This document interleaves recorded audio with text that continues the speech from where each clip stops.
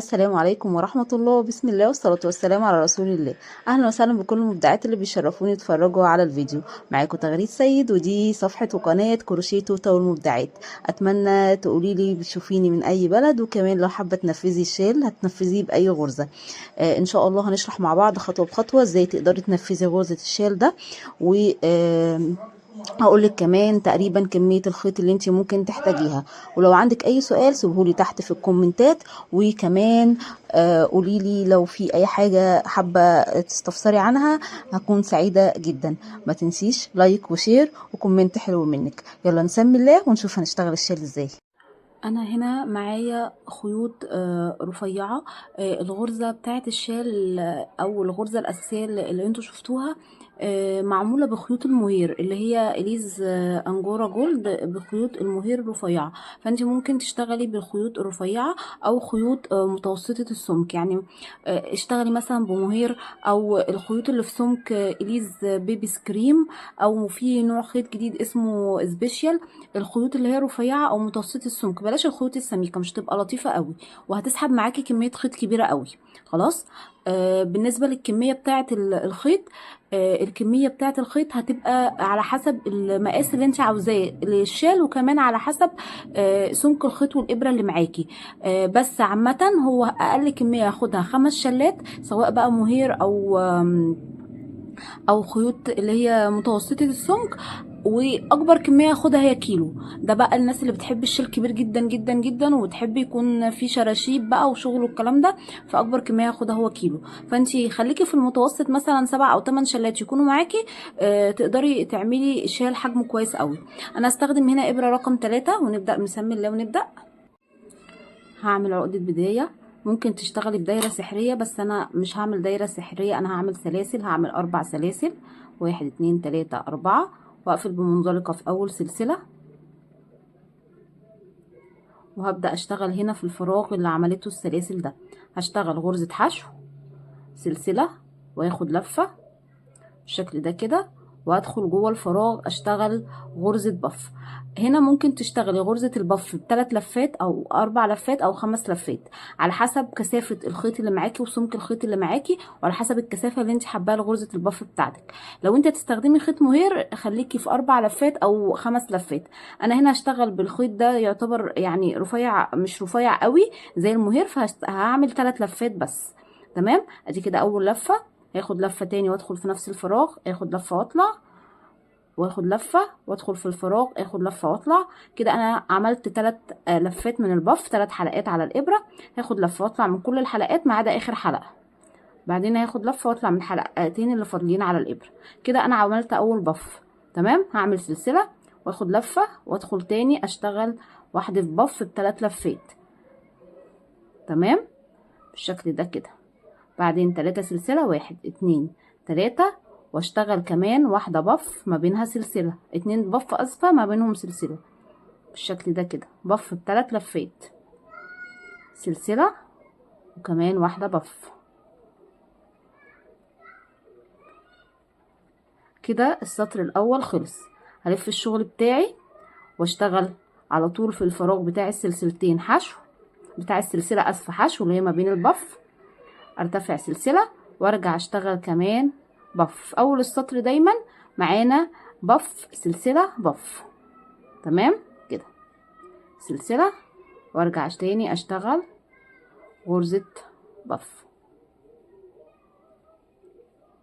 تمام. بعد كده هاجي هنا في فراغ السلسلة ده اشتغل 3 عمود، 1 اسفل الاول هشتغل 3 سلسلة، 1 2 3، 3 عمود، 1 2 3، 3 سلسلة، 1 2 3. بعد كده اشتغل بف في تحت ما بين الاتنين بف اللي هي ما بين السلاسل بالشكل ده كده، سلسلة، واشتغل كمان واحدة بف بالشكل ده كده. تمام اهو. هلف الشغل وادخل ما بين البف هنا اشتغل حشو، سلسلة، وارجع اشتغل بف ب3 لفات، زي ما قلتلك ممكن تخليهم 4 أو 5 سلسلة، واشتغل كمان واحدة بف بالشكل ده كده. 3 سلسلة، 1 2 3، وياخد لفة. وعندي ال3 عمود هنا، هشتغل على كل عمود 2 عمود امامي، بس ما بين العمود الثالث والرابع هشتغل في الايه سلاسل. تعالوا نشوف ازاي. انا عندي هنا كده اهو، ده عمود هشتغل عليه عمود امامي بالشكل ده كده. هاخد لفة واطلع من حلقتين، هاخد لفة واطلع من حلقتين، هاخد لفة وتاني في نفس المكان او في نفس العمود اشتغل كمان عمود امامي. تمام، ادي كده اشتغلت 2 عمود امامي. هاخد لفة اروح للعمود التاني، اخد لفة واشتغل عمود بالشكل ده كده. 3 سلسلة، اسفة هما 2 بس، انا رجعت البترول 2. وبعدين اخد لفة واجي في نفس الغرزة او في نفس العمود اشتغل عمود امامي كمان.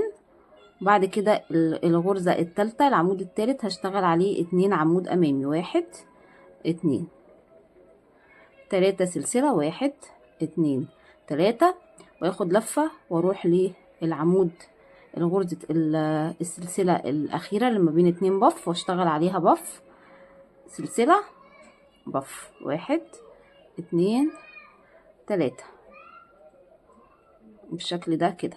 ده كده الشكل عندي في السطر الايه التالت. هلف الشغل وابدأ السطر رقم 4، هشتغل حشو سلسلة واشتغل وحدة بف ب3 لفات سلسلة، كمان وحدة بف 3 لفات، 3 سلسلة، 1 2 3، واخد لفة. انا عندي هنا ال3 عمود، ال3 عمود او العمود كان عمود امامي ماشي، بس لما عكست الشغل لما لفيت السطر بتاعي بقى عمود خلفي، فهشتغل عليهم عمود خلفي. هشتغل كده على اول عمود عمود خلفي، وعلى تاني عمود عمود خلفي، وعلى تالت عمود عمود خلفي، 3 سلسلة، 1 2 3، واشتغل هنا على السلسلتين عمود عادي، بعدين 3 سلسلة، 1 2 3، واشتغل هنا على ال3 عمود التانيين عمود خلفي، كل عمود عمود خلفي، 3 عمود اشتغل عليهم 3 عمود خلفي بالشكل ده كده. عندي غرزة البف هشتغل عليها ما بين الاتنين بف، هشتغل 2 بف. اللفة التالتة سلسلة واشتغل واحدة بف كمان بالشكل ده كده. هلف الشغل وابدأ السطر رقم 5 زي ما اتعودنا، اول السطر حشو سلسلة وابدأ اشتغل بف. ادي 1 2 3، 3 لفات سلسلة واشتغل كمان 3 لفات، 1 2 3، 3 سلسلة، 1 2 3، وعندي هنا العواميد بقت امامية فهشتغل عليها عمود امامي. هبدأ بقى اشتغل هنا ال3 عمود عندي امامي فهشتغل عليهم امامي كده. انتي ليكي الظاهر قصادك، مالكيش دعوه السطر اللي فات كان ايه، انتي دلوقتي عندك هنا هم امامي فانت هتشتغلي عليهم امامي.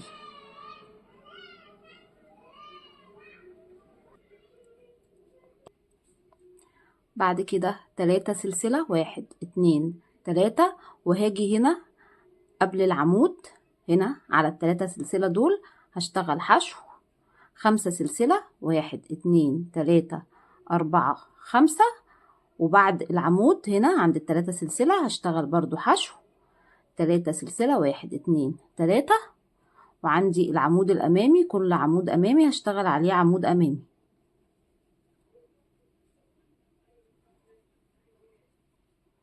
3 سلسلة وغرزة البف بتاعتنا اللي في أول وفي آخر السطر. ادي كده اللفة التالتة سلسلة وكمان البف التانية كده 3 لفات.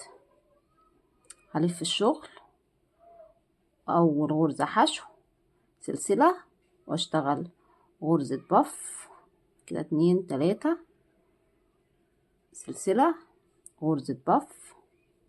ده السطر رقم 5 صح، السطر رقم 5 1 2 3 4 5 لا السطر رقم 6، ده السطر رقم 6، ده السطر 1 2 3 4 5 6 السطر رقم 6 تمام. 3 سلسلة. انا هنا عندي العمود بقى عمود خلفي فهشتغل عليه عمود خلفي، ال3 عمود هشتغل عليهم 3 عمود خلفي 2 والتالت اهو تمام. بعد كده 2 سلسلة وهاجي هنا انا عندي ال3 سلسلة دول مش هشتغل فيهم، عندي ال5 سلسلة اهم هشتغل فيهم 10 عمود 1 2 3 4 5 6 7 8 9 10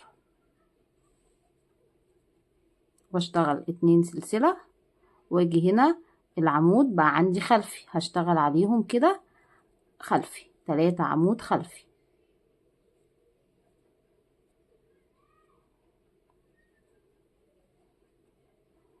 3 سلسلة 1 2 3 واشتغل غرز البف بتاعتي الثابتة سلسلة غرزة بف والف الشغل وكده. ده السطر رقم 7 1 2 3 4 5 6 7 تمام. هبدأ السطر رقم 8 او اعد تاني 1 2 3 4 5 6 لا السطر اللي جاي ده رقم 7. اول السطر بف حشو سلسلة وبف 1 2 3 سلسلة بف 3 سلسلة بالشكل ده كده. العمود الامامي هشتغل عليه عمود امامي في السطر ده هم عمود امامي فهشتغل عليه كل عمود عمود امامي اهو بالشكل ده كده. هعمل ايه هنا بقى؟ هشتغل 2 سلسلة وعندي هنا كل غرزة من العمود انا عندي هنا 10 عمود فكل كل غرزتين هشتغل عليهم بف يعني ادي غرزتين تعالوا نشوفهم احسن تعالوا نشوفهم افضل. هدخل في اول غرزة كده هاخد لفة واطلع وبعدين هاخد لفة تاني وادخل في نفس الغرزة هشتغل بف على اول غرزة وهسيب اللفات على الابرة. هاخد لفة واروح لغرزة التانية 1 2 3 وهسيب اللفات على الابرة.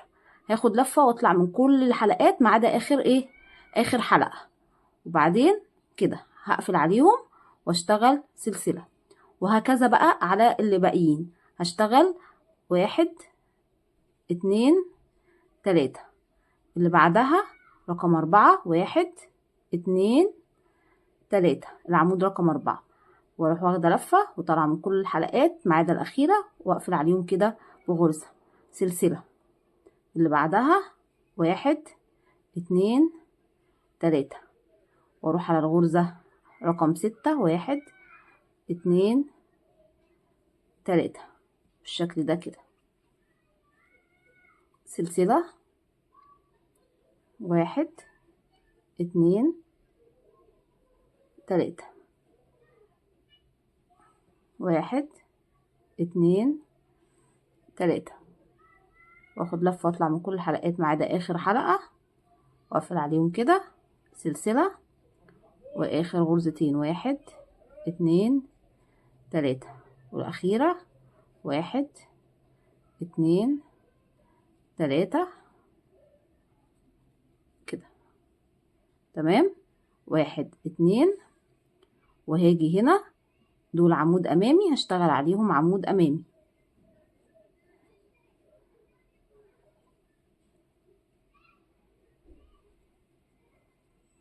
3 سلسلة واشتغل البف اللي في اخر السطر اعديه عشان ما نضايقكم. هلف الشغل وابدأ السطر رقم 8. هشتغل حشو سلسلة واشتغل غرزة البف بتاعتي دي، خلاص بقى ثابتة معانا في اول السطر فمش محتاجين نتكلم فيها. 3 سلسلة. بعد كده عندي العواميد بقت خلفية فهشتغل عليها 3 عمود خلفي،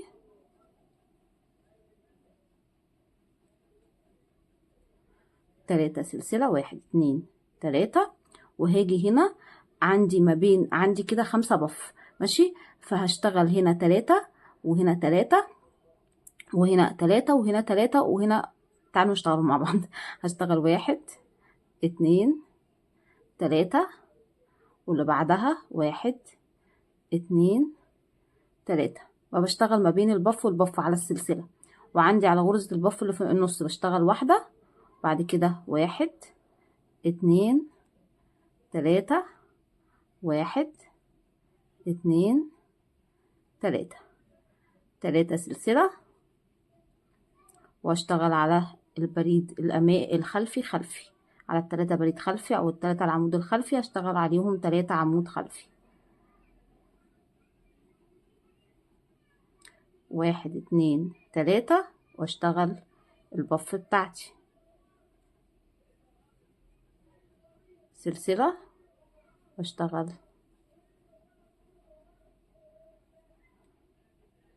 هلف الشغل واشتغل حشو في اول غرزة سلسلة كده. ده السطر رقم 9. دي كده 1 2 3 4 5 تاني ماشي، 1 2 3 4 5 6 7 8. ده كده السطر رقم 9. اول السطر بف سلسلة بف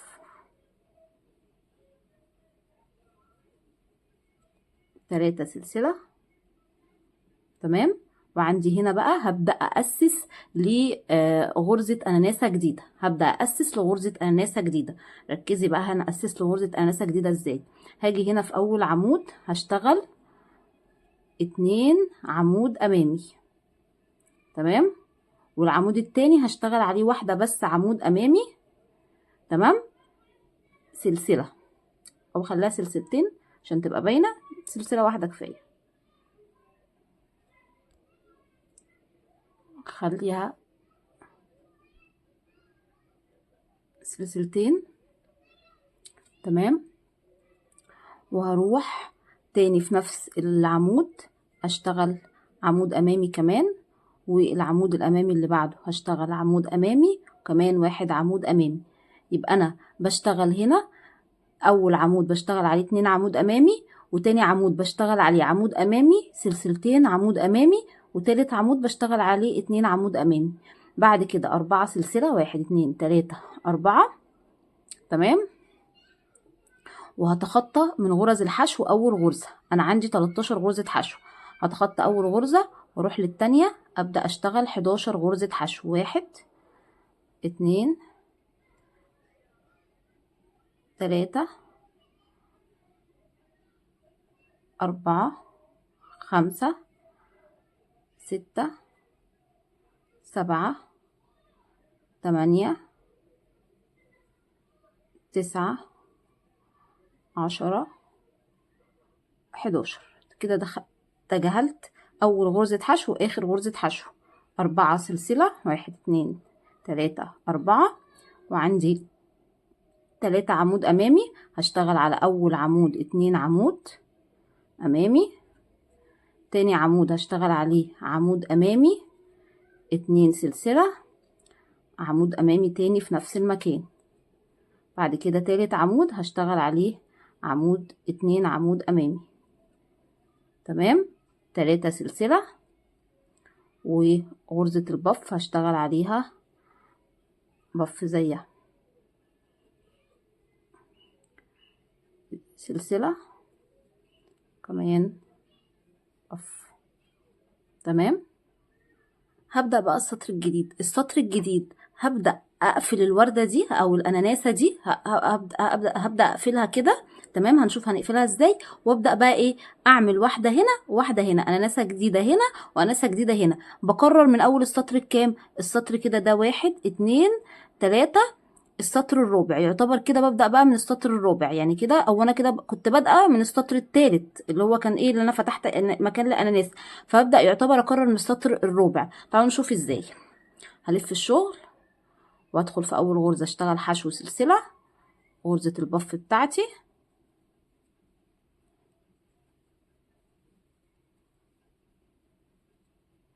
واحد اتنين تلاتة، وعندي هنا العمود خلفي، فاشتغل هنا 3 عمود خلفي، 1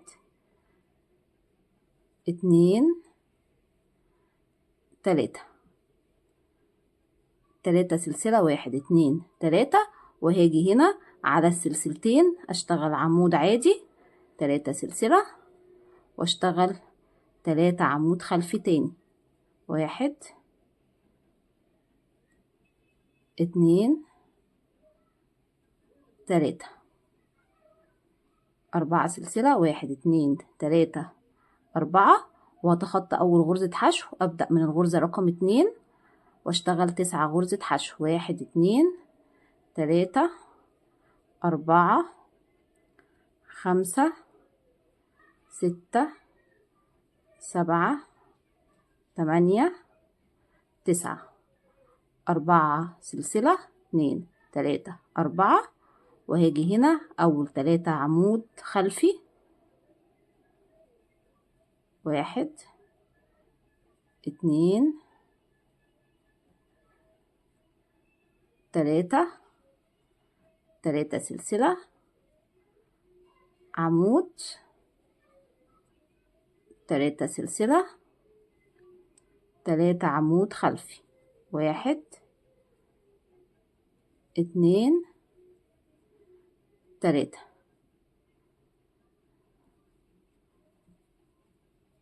3 سلسلة، 1 2 3، واكمل غرزة البف دي وارجع لكم السطر الجديد. السطر الجديد هشتغل حشو سلسلة وهعمل بف سلسلة، بف 3 سلسلة، وهاجي العمود الامامي اشتغل عليه عمود امامي 3 عمود امامي. انا زي ما قلت لك انا ليا دلوقتي ان هم قصادي عمود امامي، تمام كده. المفروض اشتغل 1 2 3، واجي هنا تحت ال3 سلسلة اشتغل حشو 5 سلسلة، 1 2 3 4 5، وهنا 3 سلسلة اشتغل تحتيهم حشو 3 سلسلة، 1 2 3، بعد كده اشتغل عمود امامي. بكرر تاني نفس السطور اهو، بكرر نفس السطور. هنا السطر ده كان رقم كام؟ دي كده 1 2 3 4، ده السطر رقم 5 بيتكرر، ده السطر ايه رقم 5 او رقم 4، رقم 5 تقريبا، تمام. اللي هو ده ان انا هبدأ بقى عشان اشتغل اناناسة جديدة. بعد كده 1 2 3 4، واتخطى غرزة حشو، ابدأ من اللي بعديها 1 2 3 4 5 6 7، بالشكل ده كده. 4 سلسلة، 1 2 3 4، بعد كده 3 عمود امامي،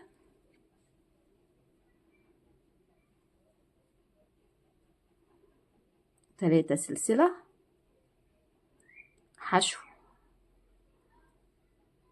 5 سلسلة، 3 4 5، حشو بعد العمود تحت ال3 سلسلة، بعد كده 3 سلسلة، واشتغل هنا البريد الامامي، هشتغل عليه بريد امامي، كل غرزة اشتغل عليها بريد امامي، 3 سلسلة، بعد كده البف اشتغل عليها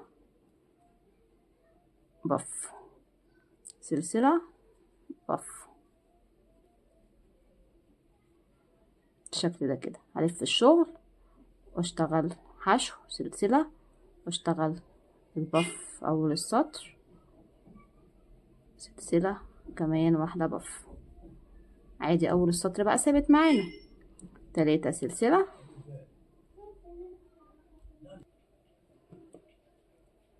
اشتغلت 3 هشتغل 3 سلسلة، اسفة 3 سلسلة زي ما انا شغالة. بعدين العمود الخلفي هشتغل عليه عمود خلفي، 1 2 3 2 سلسلة. وهبدأ هنا، انا كنت شغالة في السطر ده 10 عمود، فهشتغل هنا كمان 10 عمود تحت ال5 سلسلة، 1 2 3 4 5 6 7 8 9 10. 2 سلسلة، واشتغل على البريد الخلفي 3 بريد خلفي بالشكل ده كده. 4 سلسلة، 1 2 3 4. اشتغل بقى هنا 3 حشو، هتجاهل اول غرزتين حشو واروح للتالتة اشتغل 1 2 3. يبقى انا كده تخطيت اول غرزتين حشو واخر غرزتين. 4 سلسلة، وهروح اشتغل على البريد الخلفي بريد خلفي،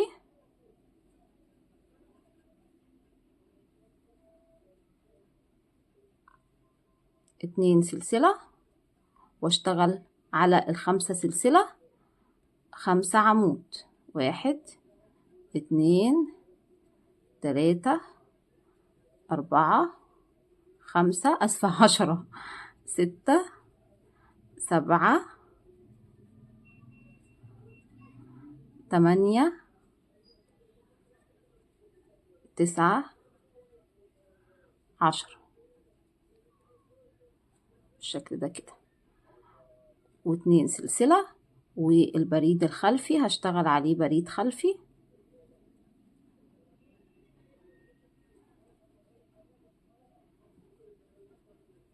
كده، 3 سلسلة، 1 2 3. وبعدين هنا بف سلسلة بف. تمام. هلف الشغل اهو زي ما انتوا شايفين كده.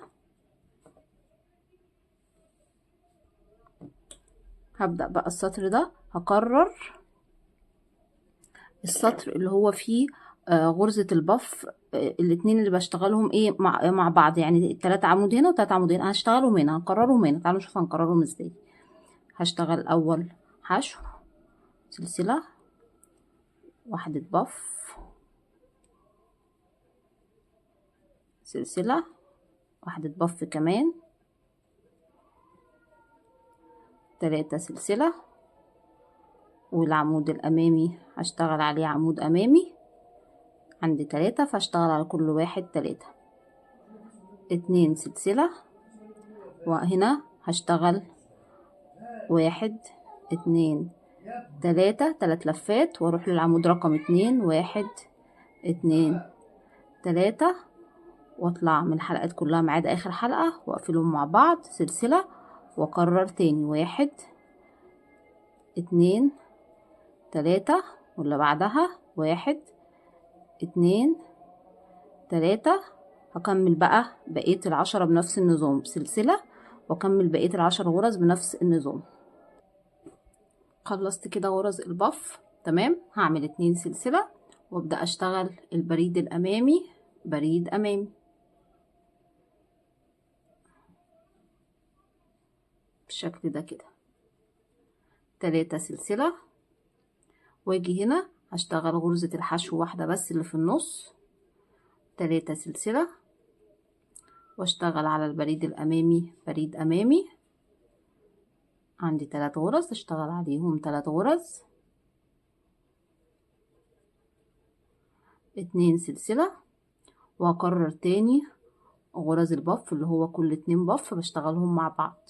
دي اول بف، تاني بف في تاني غرزة عمود، واطلع من كل الحلقات، بعدين اعمل سلسلة واكمل، وبعدين هشتغل 2 سلسلة، 3 عمود امامي، 3 سلسلة، غرزتين البف. هكمل السطر وارجع لكم.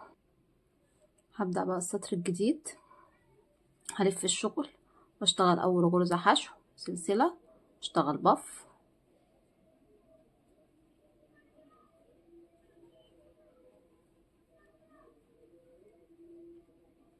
تمام، 3 سلسلة وبريد خلفي، بريد خلفي، بريد خلفي، 3 سلسلة واشتغل هنا 3 حشو، 1 2 3 واللي بعدها 3 حشو، 1 2 3 وهنا حشو في النص في الغرزة اللي في النص، بعدين نرجع تاني 3 حشو، 1 2 3 واللي بعدها 1 2 3 بعدين 3 سلسلة واشتغل بريد خلفي،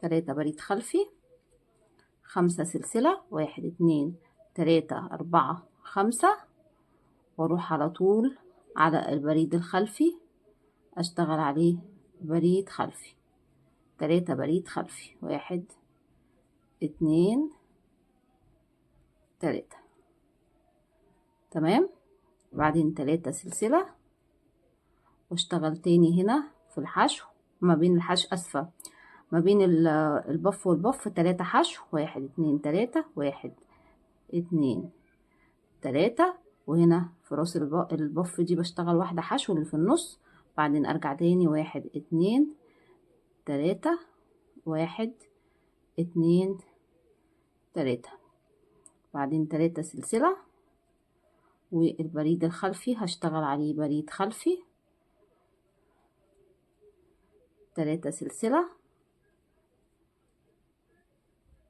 واكمل البف. ده الشكل عندي كده. هبدأ بقى ازود او افتح اعمل مكان لاناناسات جديدة، يعني هبدأ بقى اعمل هنا مكان لاناناسات ايه جديدة. تمام، تعالوا نشوف هنعملها ازاي.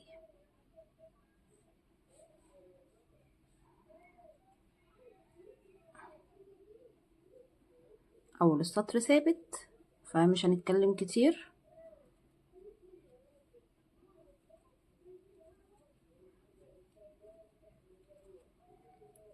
3 سلسلة وهيجي هنا اشتغل عمود 2 والغرزة اللي بعدها هشتغل عليها عمود امامي. تمام،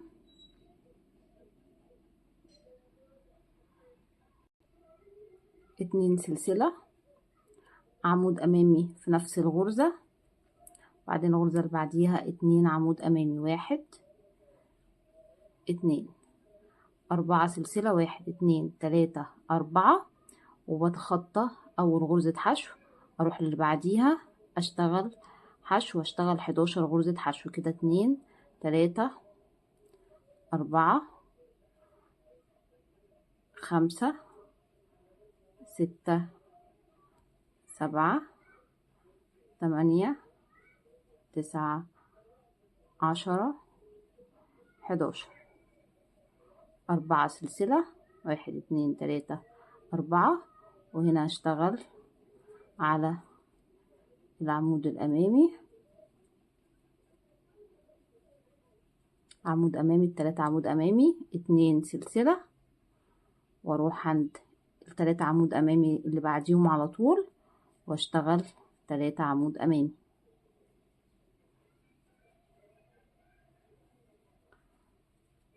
4 سلسلة، 1 2 3 4 واشتغل اتخطى اول غرزة حشو واشتغل 11 غرزة حشو، 1 2 هكمل، كملت 11 غرزة حشو، 4 سلسلة واول عمود هشتغل عليه 2 عمود امامي بريد امامي، التاني هشتغل عليه بريد امامي 1 سلسلتين، 2 1 كمان بريد امامي، واخر غرزة هشتغل عليها 2 عمود امامي، 3 سلسلة وبف في اخر السطر.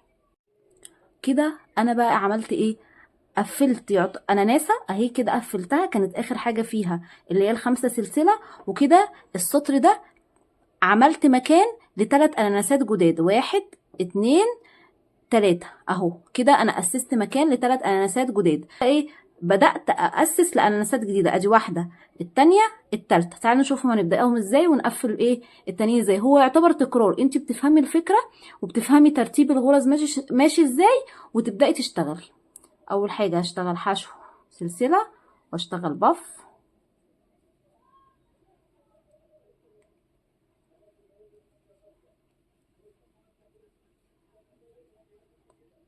تلاتة سلسله، واشتغل بريد امامي،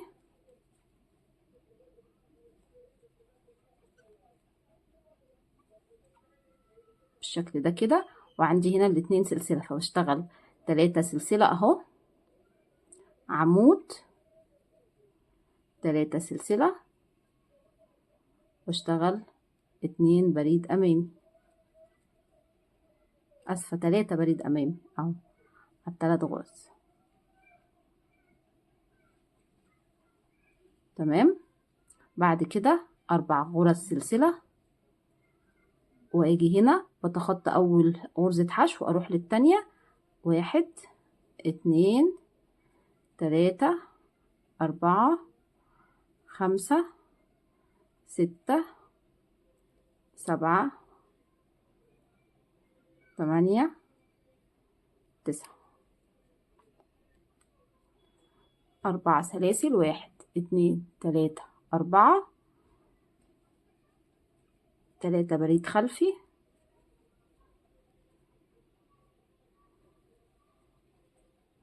تمام. عندي هنا الايه السلاسل، خلاص. فاشتغل 3 سلسله، عمود، 3 سلسله. بعد كده هشتغل ال3 البريد الخلفي اهو، 4 سلسله، 1 2 3 4، تخطى غرزه، وابدا اشتغل غرز الحشو اللي عندي ما عدا اخر غرزه حشو برضو. 4 سلاسل، 1 2 3 4، والعمود الخلفي هشتغل عليه عمود خلفي، والتاني برضو عمود خلفي، والتالت عمود خلفي، 3 سلسلة، عمود تحت السلاسل، 3 سلسلة، والعمود الخلفي اشتغل عليه عمود خلفي،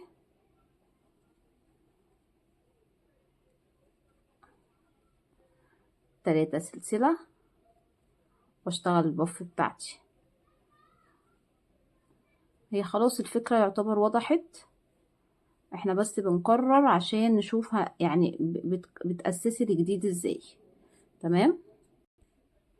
بصي بقى، لو انتي يعني ايه، انا مش عاوزاكي خلاص انتي فهمتي الفكره، انا كده شرحت لك الفكره الاساسيه. عاوزاكي انتي بقى تشوفي، تدي نفسك كده فرصه، توقفي الفيديو مثلا وتشوفي انتي هتعملي ايه في السطر ده، وراجعي ورايا، راجعي ورايا عشان بس تتاكدي على نفسك انك خلاص الحمد لله فهمتي ازاي تقدري تكوني الاناناسات جديده وتقفلي الاناناسات القديمه. تمام. ادي نفسك فرصه وبعدين شوفي. انا هبدا على طول اهو.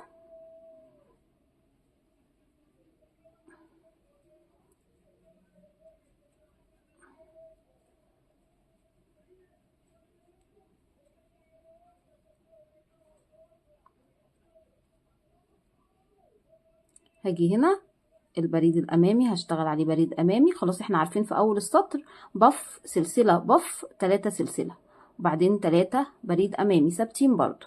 بعد كده انا عندي هنا بقى ايه، هبدا الاناناسه الجديده. طب السطر ده كنت بعمل فيه ايه هنا؟ تعالي اهو، هو هنا جنبك قصادك اهي الاناناسه تحت اهي على طول. بعمل ايه؟ بعمل 3 سلسله حشو، 5 سلسله حشو، 3 سلسله. فاكرر هنا عشان الاناناسه الجديده، 1 2 3، وحشو تحت ال3 سلسلة قبل العمود، وفوق العمود 5 سلسلة، 1 2 3 4 5، واتخطى العمود اروح للفراغ اشتغل حشو، بعدين 3 سلسلة، وهنا عندي بريد امامي هشتغل عليه بريد امامي،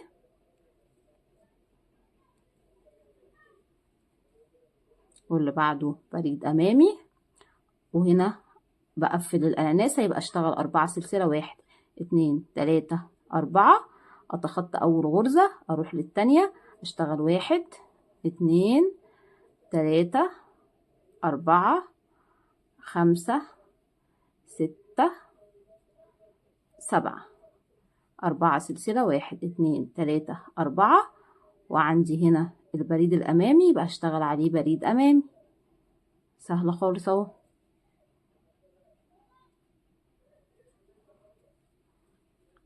عندي هنا مكان ايه؟ مكان الاناناسة الجديدة، يبقى انا هشتغل 3 سلسلة حشو، 5 سلسلة حشو بعد العمود اهو تحت ال3 سلاسل، 3 سلسلة، والبريد الامامي هشتغل عليه بريد امامي كده.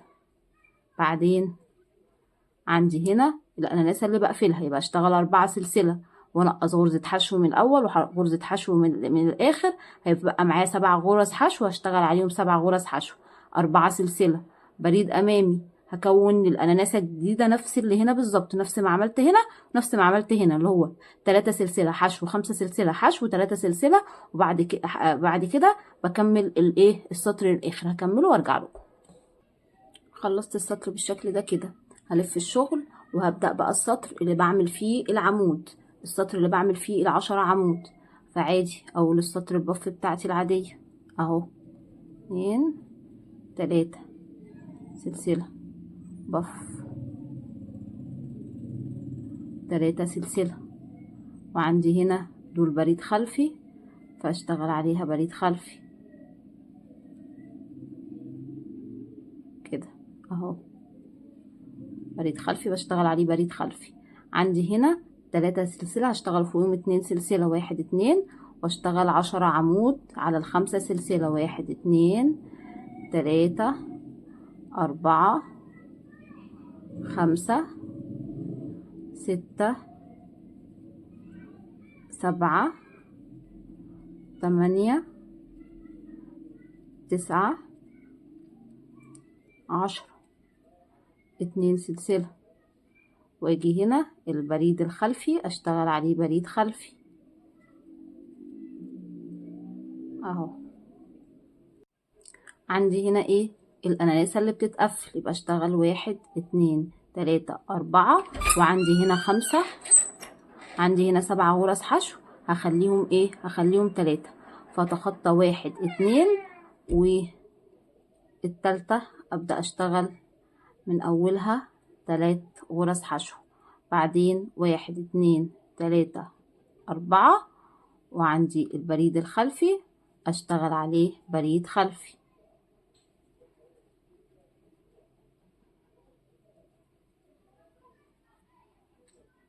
1 2 هيقابلني هنا ال3 سلاسل 5 حشو 5 سلاسل، يبقى انا بكون اناناسة جديدة اشتغل 10 عمود، 3 4 هكمل 10. خلصت بالشكل ده كده، هشتغل 1 2 وهشتغل هنا البريد الخلفي بريد خلفي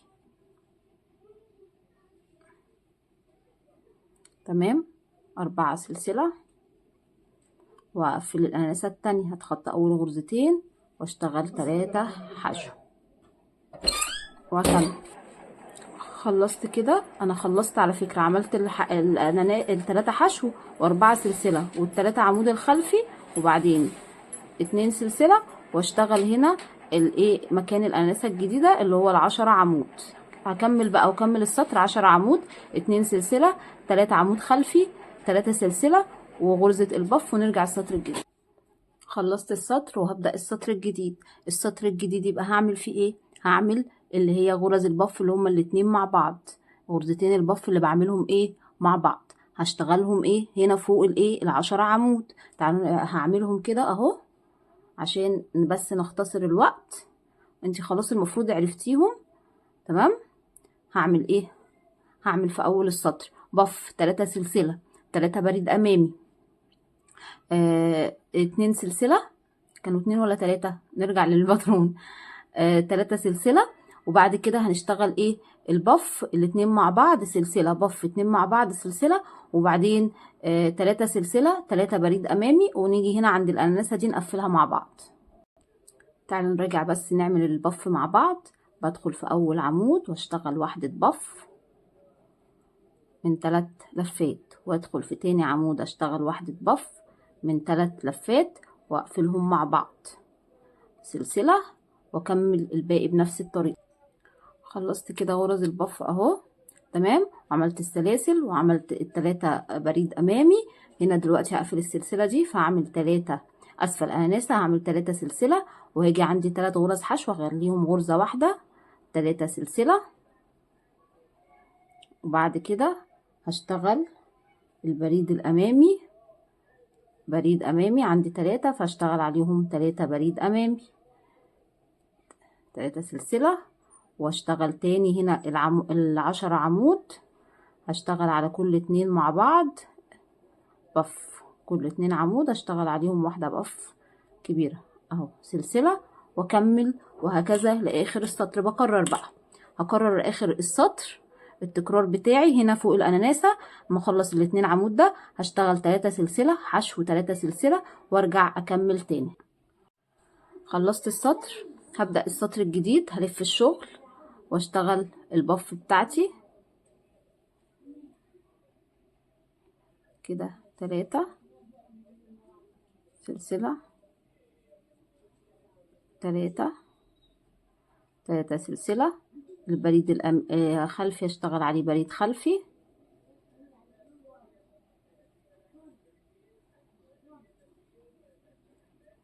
3 سلسلة.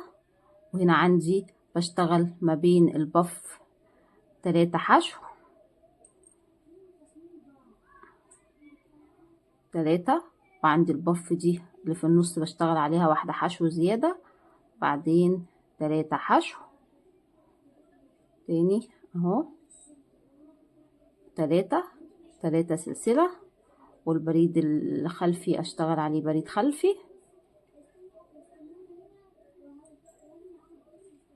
بعد كده 5 سلسلة، 1 2 3 4 5، واروح على طول عند البريد الخلفي اشتغل عليه بريد خلفي فوق الاناناسة اللي بقفلها خلاص.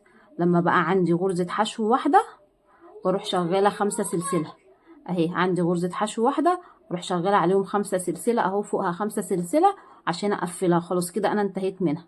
3 سلسلة، وارجع تاني اشتغل لاخر السطر هو تكرار، هكمل وارجع لكم. خلصت كده هنا عندي هنا اهي اناناسه خلاص، عندي ايه عندي اخر حشوه عملتها فوق الاناناسه، اروح عامله فوقيهم 5 سلسله 4 5، واروح ايه رايحه على طول على العواميد بتاعتي الخلفيه او البريد الخلفي اشتغل عليه بريد خلفي، واكمل الاناناسه بتاعتي. خلصت السطر كده. ركزي بقى معايا في الكلمتين اللي انا هقولهم لك دول تمام. انتي بعد السطر اللي هتعملي فيه الحشو ما بين البف هنا اهو، انتي عامله ما بين البف 3 حشو اللي هي دي غرز البف دي 3 حشو 3 حشو 3 حشو، والغرزه اللي في النص شغاله فوقها حشو صح. السطر اللي بعده هتبداي تقفلي الاناناسه، بدل هتبداي تقفلي الاناناسه يبقى لازم قبل ما تقفلي الاناناسه تفتحي الاناناسات جديده تمام. متفقين عشان تبقى الفكره دي في دماغك وانت شغاله، لان انا طبعا مش هفضل اكرر تاني الشال بالكامل، لا انت كده كده لازم تفهمي الفكره. فانا دلوقتي كده السطر اللي جاي المفروض هقفل الاناناسات دي، قبل ما اقفل الاناناسات لازم اكون في الوقت نفس الوقت اللي بقفل فيه الاناناسات بفتح الاناناسات جديده. طب هفتح الاناناسات جديده فين؟ فوق الايه الاناناسات القديمه اهو، ادي اناناسه اهي واناناسه اهي، دول القدام اللي قفلتهم خلاص 5 سلسله اهو فوقيهم، و5 سلسله اهو فوقيهم اتقفلوا خلاص مش هشتغل عليهم تاني صح. وبفتح كمان على الطرفين، وبفتح كمان على الطرفين، الطرف الاول والطرف التاني اهو، الطرف الاول والطرف الاخير. خلاص ركزت معايا؟ يبقى انا لما احب اقفل، مش لما احب، لما باجي ببدا الاناناسات خلاص انا بداتهم سطر الحشو اللي هو ما بين الاناناسات كده، افهم ان انا هقفل اناناسات السطر الجديد بقى اللي انا هبتديه كده، انا هقفل الاناناسات دول ماشي. وهبدأ افتح لاناناسات جديدة، وهبدأ افتح لايه؟ لاناناسات جديدة. طيب الاناناسات الجديدة هفتحها فين؟ هتلاقي نفسك هتفتحي اناناسة في الاول واناناسة في الاخر، ده اساسي معاكي كل سطر. بعد كده عدد بقى الاناناسات اللي عندك في النص بقى على حسب بقى الكوبري الشال بتاعك. كل اناناسة في القديمة اهي اتقفلت، هتلاقي نفسك بتأسسي فوقها اناناسة جديدة. كل اناناسة قديمة هتلاقي نفسك بتأسسي فوقها ايه؟ اناناسة جديدة. طيب اما اجي في اول السطر بأسس لاناناسة جديدة بعمل ايه؟ عندي هنا اهو البريد الامامي، فباجي هأسس له ازاي؟ انا هعمل معاكم اخر سطر تأسيس، وبعد كده بقى ايه انت بتكملي. خلاص انت فهمتي الفكرة، ماشي. اهو هأسس لاناناسات وابدأ اقفل في القديم.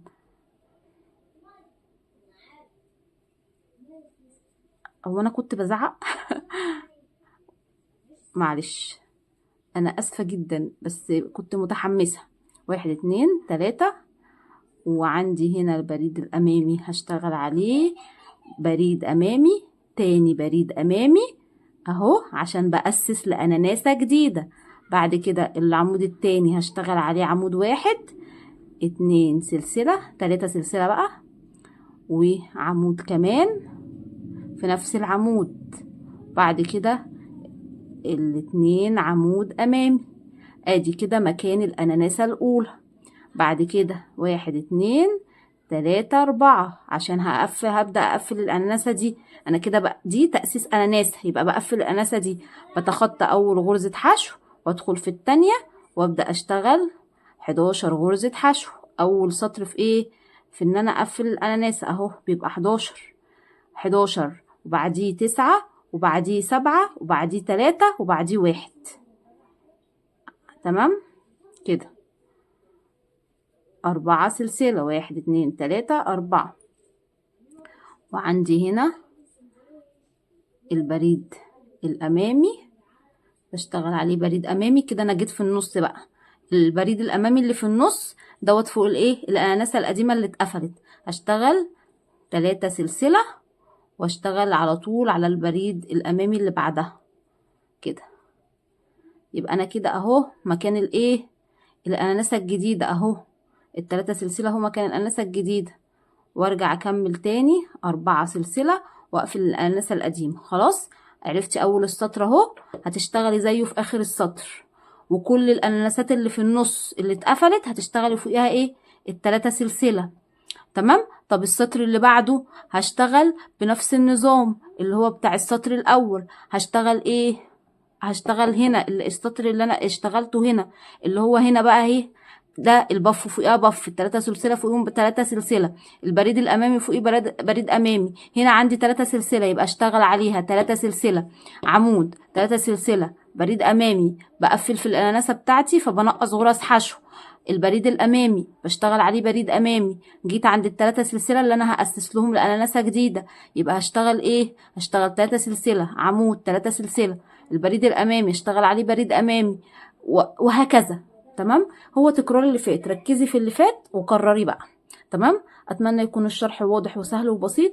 ولو حابين ان انا يعني اكمل تاني هكمل، بس يعني هو نفس اللي فات، مش هيبقى فيه اي جديد. نفس الشرح اللي فات مش هيبقى فيه اي جديد. انت ازاي فهمتي في انهي سطر بتبتدي تأسسي لاناناسات جديده وتقفلي الاناناسات القديمه، فخلاص هو اللي جاي تكرار.